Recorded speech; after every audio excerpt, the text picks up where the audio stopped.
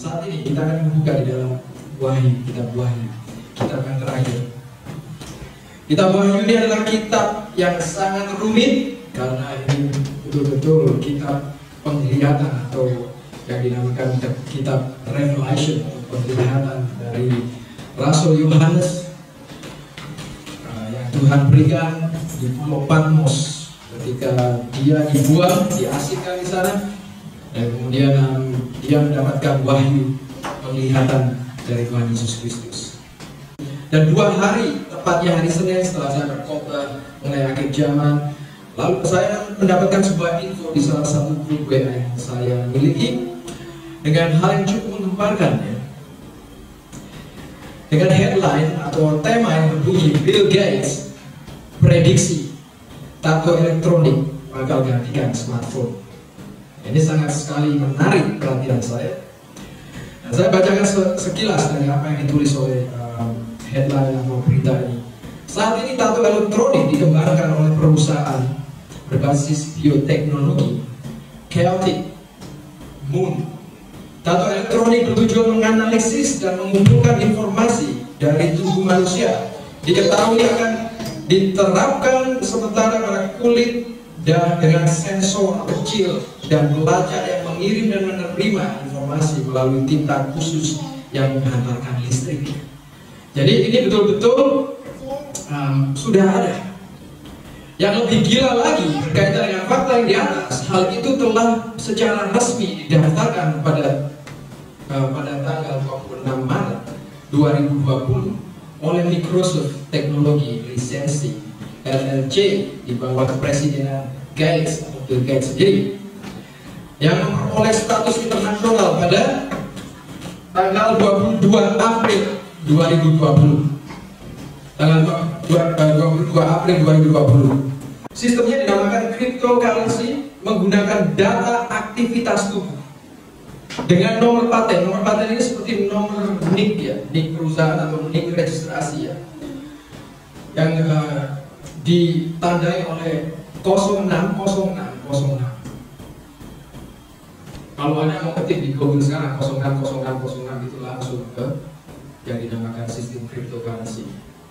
Ini sudah didaftarkan sejak 26 Maret 2020. Bersiap-siaplah Maret untuk menyambut kedatangan Sang Raja. Yang sudah semakin jelas ini. Jika kita mendengar jumlah bilangan itu, banyak sekali yang mengerti simbol atau arti dari bilangan itu. Yang tidak lain adalah angka antikristus, ya, yang disebut di dalam, kita akan buka di dalam Wahyu 13 ayat 18. Wahyu 13 ayat 18. Di sini dikatakan, yang penting di sini ialah iman. Barang siapa yang bijaksana, baiklah ia menghitung bilangan-bilangan itu. Karena bilangan itu adalah bilangan seorang manusia dan bilangannya ialah 666. Karena saya biasa memberi nomor kepada setiap khotbah yang saya tuliskan, dan pada hari ini, malam ini, khotbah saya mencapai angka 666 juga. Oke, jadi saya sesuai dengan nomor khotbah hari ini, saya tertantang untuk memberi pesan yang berjudul bilangan manusia. Kita akan tetap membuka Wahyu 13. Tidak ada ayat tambahan, tapi kalau saya ada ayat tambahan nanti cuma tidak begitu banyak. Tapi kita mau fokus kepada Wahyu 13 ini, di mana penglihatan mengenai apa yang dinamakan antikristus ini akan kita bahas. Dan kita mau Tuhan memberi pengertian apa yang Tuhan perlihatkan di dalam visi Yohanes ini bisa Tuhan sampaikan melalui firman-Nya. Dan mari kita akan bersama-sama tundukkan kepala. Kita akan berdoa mentaati bimbingan Tuhan. Tuhan, Engkau adalah Bapa yang Maha Tahu dan mengenai hal akhir zaman, apapun yang akan terjadi di dunia ini. Tuhan, kami tidak tahu. Bahkan malaikat-malaikat tidak mengetahui hal ini. Tapi biarlah Roh Tuhan membantu firman-Mu ini. Biarlah apa yang sudah Hamba-Mu tuangkan di dalam catatan ini, Tuhan, adalah benar, Tuhan, dan menjadi suatu perlengkapan bagi kami umat-umat untuk menyambut kedatangan-Mu. Tuhan, kami percaya biarlah Kau berperkara melalui Roh-Mu, Tuhan, Kau perlengkapi firman di dalam nama Tuhan Yesus. Jemaat semua mengatakan amin. Bilangan manusia. Pertama kita akan melihat inti yang sama. Saya bukan peneliti dan saya bukan penafsir kitab Wahyu. Namun saya mau menyampaikan pesan yang sangat penting untuk membekali kita semua yang ada di sini. Kapan masa itu terjadi, kita sudah tahu ini akan mengarah ke sana seperti yang saya bilang pada hari Minggu pagi. Dengan peperangan yang terjadi di Rusia dan apapun yang akan terjadi nantinya, ini sudah mengarah ke sana. Ada perlu simak. Dan perlu saya katakan seperti hari Minggu lalu bahwa pesan firman Tuhan mengenai akhir zaman bukanlah suatu tujuan untuk menakut-nakuti Anda. Dan perlu Anda mengetahui itu. Ini bukan sesuatu yang untuk memberikan rasa ketakutan bagi jemaat kita ini. Tetapi saya percaya seperti yang juga halnya di sekolah, para guru mengajarkan kepada murid-muridnya pelajaran berguna. Gunanya itu apa? Tujuannya apa? Untuk memperlengkapi masa depan murid-muridnya, untuk memperlengkapi masa depan mereka. Ada yang bandel seperti saya dulu waktu masuk sekolah. Ada juga yang enggak bandel, mereka yang serius saat guru mengajar. Hal ini juga sama kepada jemaat di sebuah gereja. Ada yang mendengarkan dan mengambil dengan serius, ada yang cuma tetap aja main-main dengan apa yang mereka sudah dengarkan. Nah, saya tidak akan membahas secara detail satu persatu ayat dari pasal 13 ini, tapi saya akan memberikan sekilas garis besarnya, yang utama, yang penting, yang perlu kita ketahui. Karena tentu saja ini sesuatu hal yang betul-betul membingungkan, kadang-kadang suatu hal yang misterius. Oke, pertama yang perlu kita ketahui adalah latar belakang dari pasal ini. Pasal ini dibagi menjadi dua bagian. Awal dari pasal 13 ayat 1 sampai dengan 10 adalah binatang pertama berasal dari laut bertanduk 10 berkepala 7, dan ayat 11 sampai dengan 18 binatang kedua yang berasal dari bumi yang bertanduk 2. Perhatikan. Di ayat 1 sampai dengan 2 tidak perlu pusing kita membayangkan bentuk rupa binatang ini, oke? Nanti kita nggak bisa tidur kalau kita bayangin. Jadi ini betul-betul mengerikan ini binatangnya. Itu nggak perlu kita pusing, tapi kita tahu. Yang perlu kita ketahui adalah dengan pasti bahwa ada 10 mahkota dan di atasnya tertulis nama-nama hujatan, nama-nama kotor.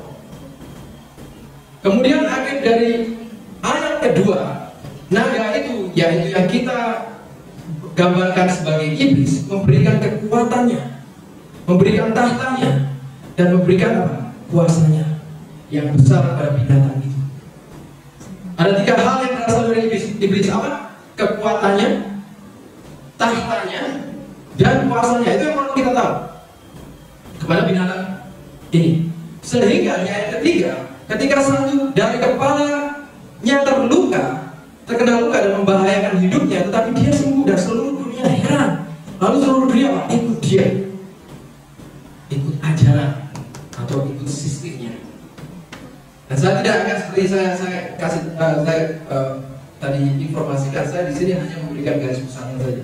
Kalau kita menyelidiki semuanya itu pasti akan terlalu rumit dan memakan waktu yang lama sekali. Mari kita baca di dalam ayat 4 sampai dengan 5 ya. Dan saya bacakan bagi saudara. Dan mereka menyembah naga itu karena ia memberikan kekuasaan kepada binatang itu.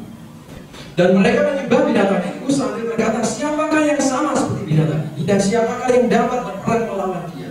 Dan kepada binatang itu diberikan mulut yang penuh kesombongan, dan hujat kepadanya diberikan juga kuasa untuk melakukan 42 bulan lamanya. Berapa ya? Berapa tahun? 42 bulan lamanya itu berapa tahun? 3,5 tahun. Makasih. 3,5 tahun.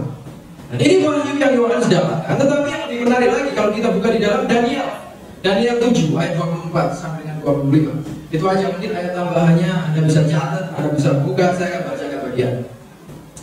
Ini menarik lagi, itu yang Yohanes dapatkan. Tetapi yang lebih menarik lagi sebelumnya di perjanjian lama, wahyu yang sama, penglihatan yang sama datang kepada Daniel di Daniel 7 ayat 24 sampai dengan 25. Saya akan bacakan bagi saudara. Ke-10 tanduk itu ialah ke-10 raja yang muncul dari kerajaan. Sesudah mereka akan muncul seorang raja, satu raja. Dia berbeda dengan raja-raja yang dahulu dan akan merendahkan 3 raja. Kita nggak membahas ini masalahnya, oke? Ia akan mengucapkan perkataan yang menentang yang maha tinggi, yaitu penghujatan lagi. Dan akan menganiaya orang-orang kudus milik yang maha tinggi.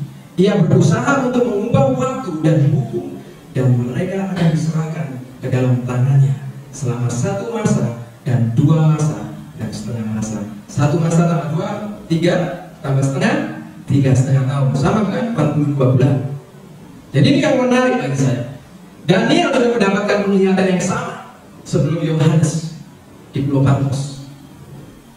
Inti yang sama, bahwa dalam 3,5 tahun nanti ada sesuatu yang sudah dipersiapkan oleh iblis.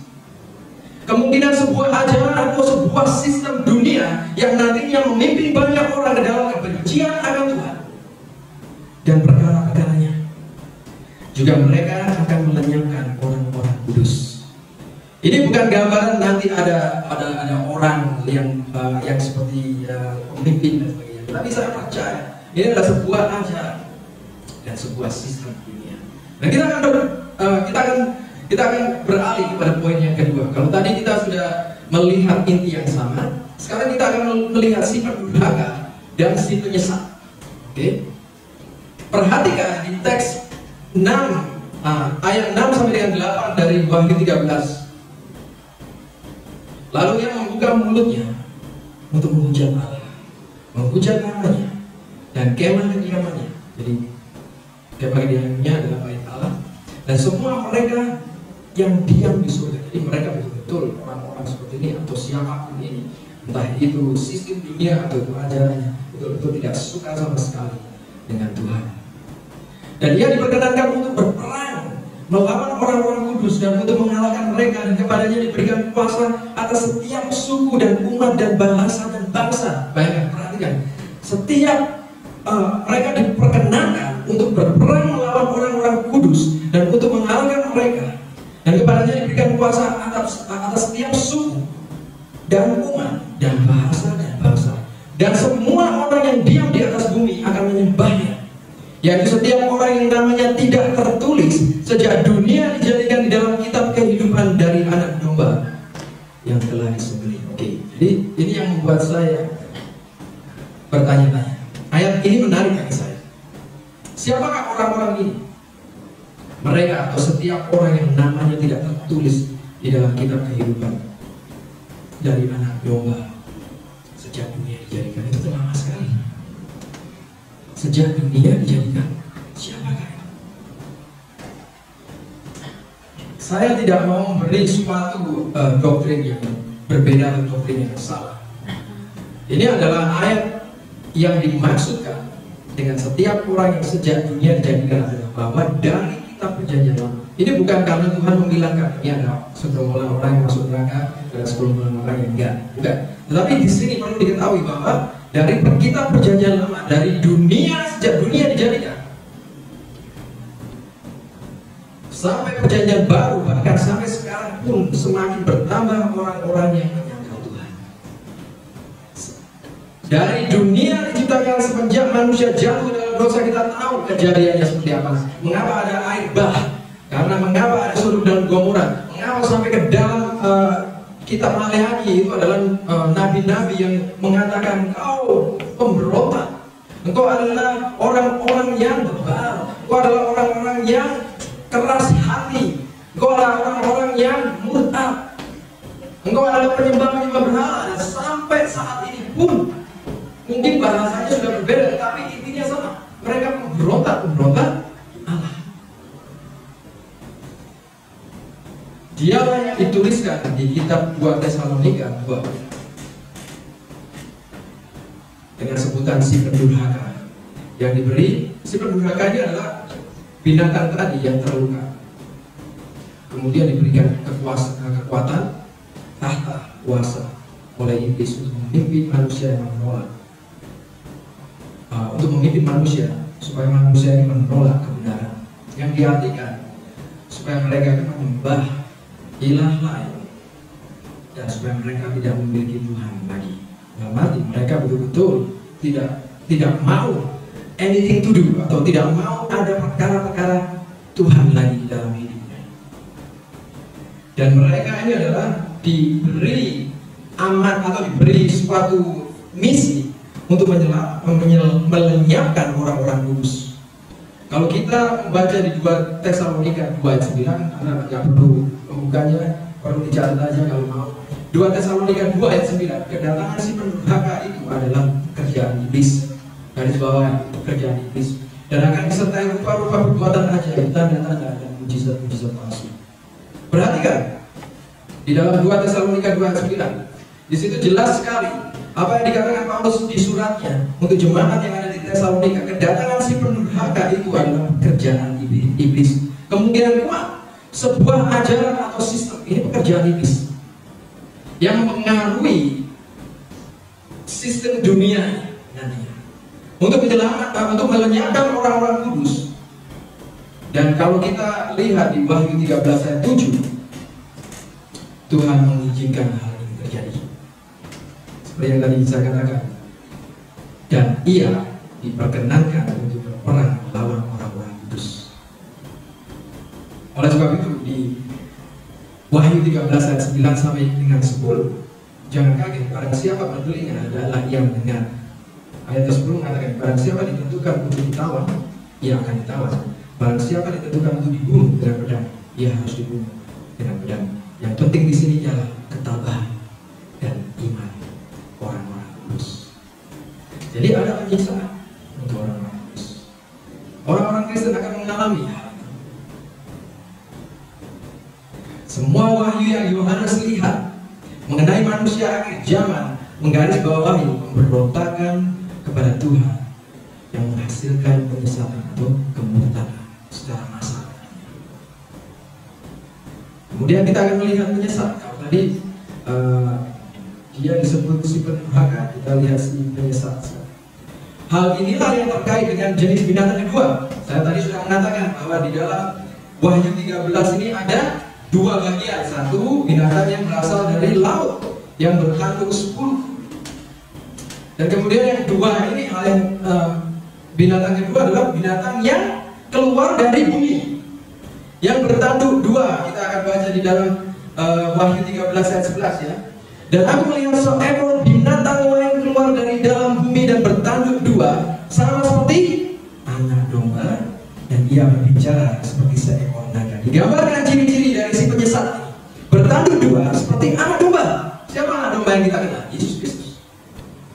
Dan ia berbicara seperti seekor naga. Anda harus mengerti, ini penyesat. Tidak jauh beda dengan yang dikatakan Yesus di Matius 7.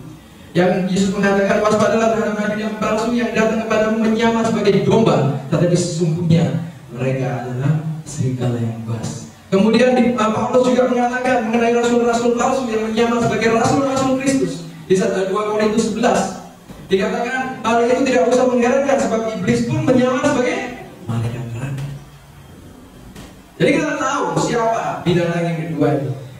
Dia bertanduk 2 seperti anak domba, tapi suaranya atau di dalamnya itu adalah naga atau iblis. Itu seekor naga.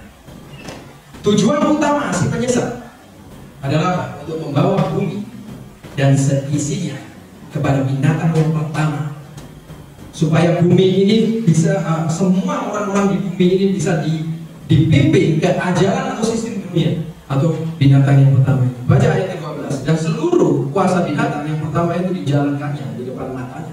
Ia menyebabkan seluruh bumi dan semua penghuninya menyembah binatang pertama yang luka parahnya telah sembuh.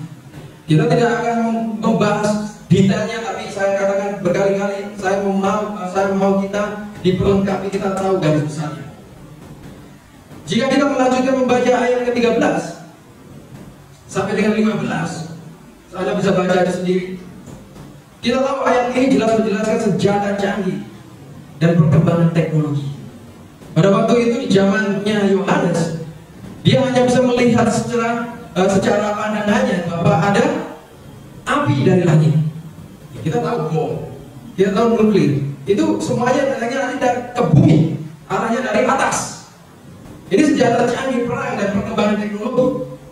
Kemudian sampai ayat ke-15, di mana di situ dikatakan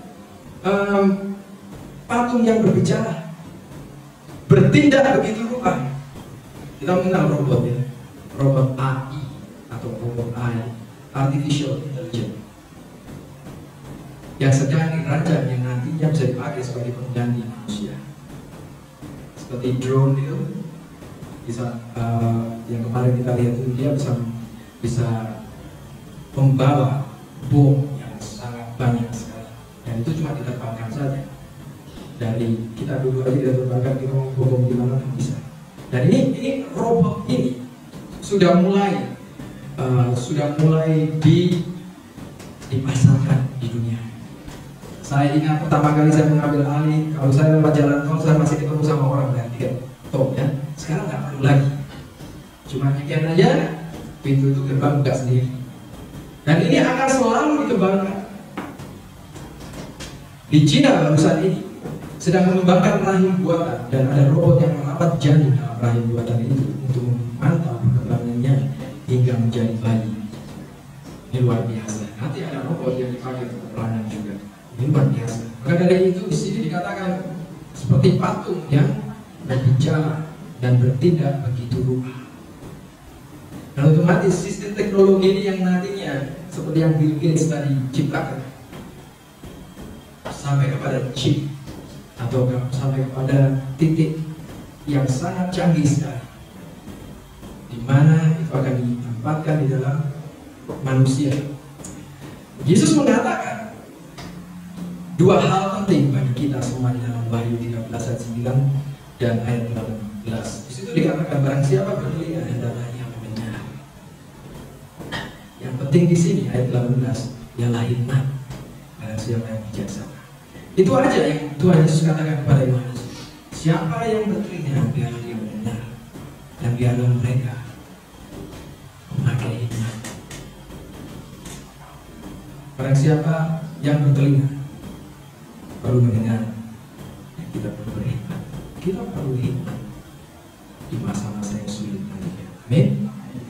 Kita juga perlu memakai telinga kita di mana kita mendengar, di mana kita menyendengkan telinga kita kepada sebuah informasi. Maka dari itu, ini sangat penting sekali, dan itu membawa kita kepada bagian yang ketiga, yang terakhir. Tapi sebelum kita mengulas bagian yang ketiga yang saya akan berikan kepada Anda adalah kita harus memiliki hikmat. Mendengar firman Tuhan itu adalah jauh lebih baik daripada kita mendengarkan hal-hal dunia yang tidak tahu, tidak ada maknanya, yang membuat kita takut, yang membuat kita jadi terintimidasi. Dan juga hikmat dunia, teknologi dan sebagainya, itu juga tidak membuat kita menjadi orang-orang yang nantinya akan mengetahui apa yang akan terjadi sesuai yang dirancangkan oleh Tuhan. Itu tidak akan membantu kita. Tapi di situ dikatakan kita harus berhikmat, dan hikmat yang sejati berasal dari Tuhan. Akan Tuhan menjalankan perintah-perintahnya. Itulah sebabnya saya memberi di bagian ketiga ini saya memberikan sebuah head atau tema mengikut kebenaran. Tanpa kita sadari, saat ini hampir semua populasi di dunia bergantung kepada teknologi. Membuat banyak orang kecanduan, dan kita yang sudah tahu teknologi tidak akan bisa hidup tanpa itu lagi. Bayangkan kalau misalnya saya ambil HP Anda 1 bulan, Anda pasti kelaparan, pasti bingung. Dan kita tahu hampir semua populasi di dunia ini bergantung kepada teknologi, kepada internet, kepada HP. Dan di ayat 16 dikatakan di situ, dan ia menyebabkan sehingga kepada semua orang kecil atau besar, kaya atau miskin, merdeka atau hamba, diberi tanda pada tangan kanannya atau pada dahinya, dan tidak seorang pun yang dapat membeli atau menjual selain daripada mereka yang memakai tanda itu dan nama binatang itu atau bilangan namanya. Bill Gates mengatakan bahwa tato elektronik ini bukan hanya saja bertujuan untuk melacak dan mengakses informasi tentang seseorang, tetapi juga akan menggantikan smartphone. Tato ini akan bisa digunakan untuk menelpon, mengirim pesan, atau mencari alamat, kata pria yang berusia 66 tahun. Wow, jadi kita nantinya nggak akan perlu HP. Ribet bawa HP. Lebih Lebih baik kalau itu ada di dalam tangan kita, kan? Semua ada di tangan kita, semua ada di dalam tubuh kita. Saya mau mengatakan ini, jika awal kejatuhan Lucifer, malaikat Tuhan yang sangat indah dikatakan di dalam kitab Yesaya dan Yesaya, kejatuhan Lucifer karena keangkuhan dan pemberontakan terhadap Allah. Dia merasa bahwa yang dulu ditata Allah itu adalah aku. Hal itu masih berlanjut sampai saat ini. Sampai saat ini Lucifer berhasil menggunakan makhluk yang Tuhan ciptakan seperti gambar dan rupa dari manusia untuk dipakai menjadi alatnya dan dipakai menjadi alatnya untuk misi yang sama dari keinginannya semula yang sama. Dan manusia pada akhirnya memakai tanda sistem dunia ini, dan orang-orang inilah yang namanya tidak tertulis dalam kitab kehidupan. Ini akal-akalannya Lucifer. Jadi manusia dipakai. Lucifer dalamnya kita sebagai wayang goleknya. Kita digerakkan sama Lucifer. Ini juga sebuah sistem. Yang membuat sistem ini ya manusia juga. Jadi kita betul-betul dimanfaatkan. Nah, kalau orang yang dimanfaatkan terus dimodohin sama kalau misalnya ada orang yang memanfaatkan Anda dibodohi, Anda dirugikan, pasti. Tapi anehnya manusia yang dimanfaatkan oleh iblis nurut-nurut aja, ngikut-ngikut aja. Oke, saya lanjut lagi. Mungkin kita berpikir, aku nggak akan sampai ke sana. Aku nggak akan nanti terima tanda ini. Kita nggak tahu tandanya seperti apa. Sekarang aja kita nggak bisa apa-apa. Mungkin kita mau bebas. Sekarang kita nggak bisa bebas. Kalau kamu mau berpergian, kamu harus vaksin. Karena pilihan lain. Nanti ini akan semuanya akan mengarah ke suatu titik di mana kita nggak ada pilihan lain selain kita harus mengambil itu. Pastikan ini jangan Anda berpikir, oh aku nggak sampai ke sana nantinya, aku nggak akan terima tanda ini. Pastikan itu bukan hanya diangan saja. Sebelum seorang menerima tanda bilangan manusia dikatakan ayat 18. Yang penting di sini adalah apa? Hikmat. Barang siapa yang bijaksana, baiklah ia menghitung bilangan binatang itu. Karena bilangan itu adalah bilangan seorang manusia dan bilangannya ialah 666. Saya tekankan lagi, baiklah ia menghitung bilangan binatang itu. Apakah yang banyak ada di dalam hidup kita? Jadi bilangan manusia ini diambil dari bilangan binatang itu. Makanya dikatakan oleh Yesus kepada Yohanes, kita harus bijaksana, kita harus memiliki bilangan manusia itu sebenarnya adalah bilangan binatang itu. Apakah yang banyak yang ada di dalam hidup kita? Jujur saja, setiap hari hidup kita sudah banyak terkonsumsi dengan hal-hal dunia. Kita bekerja, kita makan, kita minum, kita istirahat, dan lain sebagainya.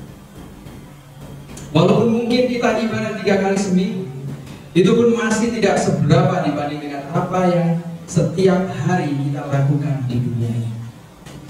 Nggak sebanding. Walaupun kita ibadah 3 kali seminggu, walaupun mungkin kita ada acara, itu nggak sebanding dengan apa yang kita lakukan di dalam dunia ini.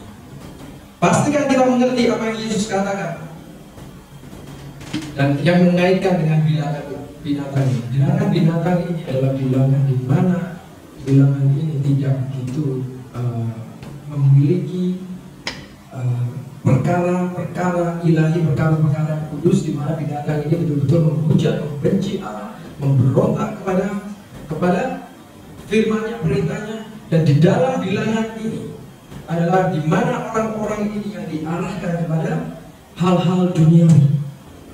Di dalam Yohanes 6 ayat 63, di situ dikatakan, Yesus mengatakan, rohlah yang memberi hidup, daging sama sekali tidak berguna. Perkataan-perkataan yang dikatakan kepadamu adalah roh dan hidup. Secara pribadi kita semua roh manusia yang ditakdirkan, atau jiwa manusia yang ditakdirkan untuk binasa karena kita sering mengabaikan kebutuhan rohani seperti yang dikatakan tadi. di 2 Tesalonika 2 ayat 10. Orang-orang yang harus binasa karena mereka tidak menerima dan mengasihi kebenaran yang dapat menyelamatkan mereka. Jadi dalam arti, di dalam sistem dunia yang saat ini Anda sedang pegang, itu mengalihkan Anda kepada kerohanian Anda, kepada Tuhan. Dan itu akan semakin lama, semakin ditekankan lagi, semakin teknologi ini semakin asik, semakin seru, yang membuat Anda nantinya tidak ada waktu sama sekali. Tidak ada waktu lagi, tidak ada waktu untuk kerohanian Anda.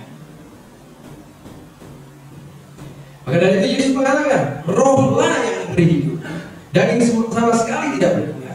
Perkataan-perkataan yang kukatakan kepadamu adalah roh dan hidup. Tidak ada lagi waktu untuk firman Tuhan.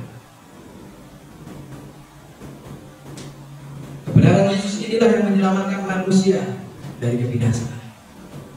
Jadi tidak ada seorang yang datang kepada kebenaran jika mereka tidak mau menerima karunia kebenaran.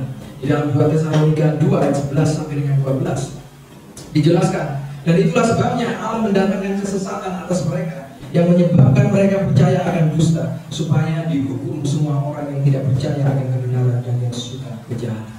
Jadi Anda bisa mengerti, dunia ini mengarah ke dalam kejahatan. Dunia ini mengarah kepada hal-hal duniawi, hawa nafsu, kedagingan dan sebagainya. Tidak ada waktu untuk Tuhan. Aku terlalu sibuk dengan pekerjaan. Aku terlalu sibuk dengan HP. Aku terlalu sibuk dengan perkara-perkara. Anda bisa tahu, seperti yang tadi saya katakan, binatang kedua yang bertanduk dua, seperti anak domba, dia akan menggiring orang-orang ini ke dalam satu sistem kebinatang yang pertama. Segala macam dikatakan tadi, baik orang besar, orang kecil, miskin, kaya, mereka akan masuk dalam sistem. Anda bisa tahu, gak usah anak kecil, orang-orang tua, orang sudah start dengan teknologi.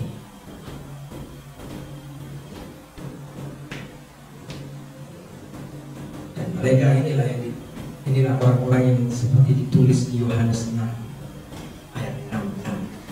Seperti saya katakan kemarin, ini ayat antikristus. Yohanes 6 ayat 66. Mulai dari waktu itu banyak murid-muridnya mengundurkan diri dan tidak lagi mengikut dia. Banyak aja orang-orang kudus, orang-orang Kristen yang meninggalkan Kristus.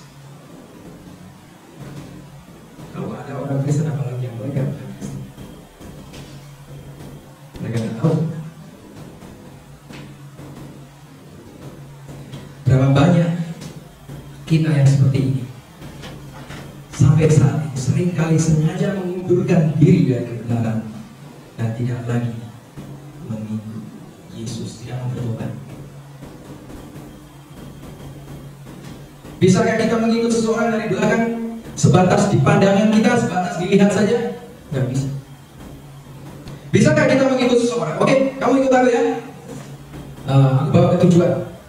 Terus Anda cuma di sini aja sampai liatin dia. Nggak bisa. Orang itu jalan, Anda cuma liatin aja. Mungkin hanya sebatas waktu aja. Lama-lama jauh-jauh kemudian dia belok, kita nggak bisa tahu belok mana. Pertanyaan saya, bisakah kita mengikut seseorang dari belakang sebatas dilihat saja atau dipandang saja tanpa berjalan ikut dia? Nggak bisa. Terus pertanyaan yang penting, apa makna sesungguhnya kata ikut jadi? Kalau kita mau ikut seseorang, berarti kita mungkin tidak tahu jalan, ya. Kita perlu dibantu sampai tujuan. Waktu hari Sabtu kemarin saya lagi cari tempat sama Aris, atau cari rumah buat untuk tempat tinggalnya, dan kita sama-sama saling membantu mencari tempat yang di sekitar sini. Gitu. Ada broker yang memandu kita dari depan, kita ngikut. Pertamanya dia pandu kita, nggak pakai helm. Kita lagi ngobrol asik-asik, terus dia pakai helm karena kita ketahui. Terus kita, mana sih?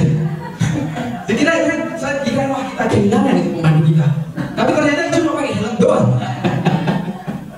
Ketika kita ikut seseorang, kita harus fokus juga, kan? Kita nggak bisa saya saja.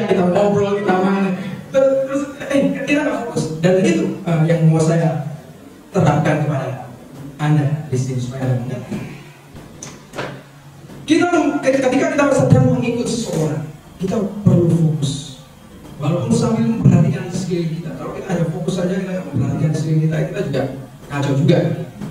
Kendaraan itu bisa nabrak, di sini hanya bisa nabrak dan bisa merugikan kita sendiri. Kita fokus dan kita memperhatikan sekeliling kita, tapi kita tidak ikut apa yang dilakukan oleh orang-orang di sekeliling kita. Itu gambarannya ya. Bilangan manusia ini melambangkan tanda bilangan binatang, arus sistem dunia yang nantinya akan membawa kita ke sana. Dan yang semakin lama semakin mengkonsumsi atau mengalihkan fokus kita sehingga kita tersesat dan tidak mengikut Dia, yaitu Kristus. Tetap kita masih tinggal di dunia yang penuh dengan godaan, yang penuh dengan teknologi, yang penuh dengan apapun ini. Tapi ketika Tuhan mengatakan di ayat, saya suka ayat Yohanes 6 ayat 6 ini. Mulai dari waktu itu banyak murid-muridnya mengundurkan diri dan tidak lagi mengikut Dia. Karena apa? Karena hidupnya sibuk untuk perkara-perkara dunia, mengalihkan fokus kita sehingga kita tidak mengikut Kristus. Mari kita sejenak